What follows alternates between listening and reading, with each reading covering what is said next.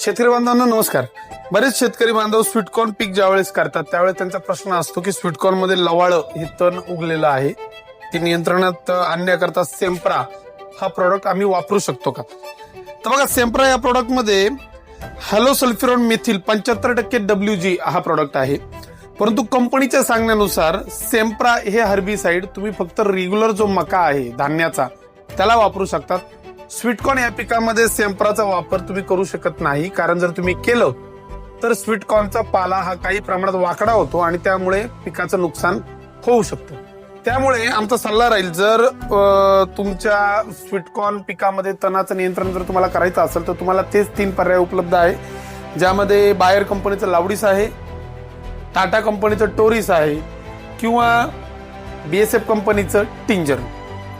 जरी लवाळ यांनी नीट नियंत्रणात येत नसेल तरी सुद्धा कंपनीच्या सांगण्यानुसार सेम्प्रा हा प्रोडक्ट तुम्ही तुमच्या स्वीटकॉर्न करता वापरू नये, ही नम्र विनंती. अशाच नवनवीन माहितीसाठी आपल्या चॅनलला सबस्क्राईब करा आणि आपल्या इंस्टाग्राम आणि फेसबुकला फॉलो करायचे विसरू नका. धन्यवाद.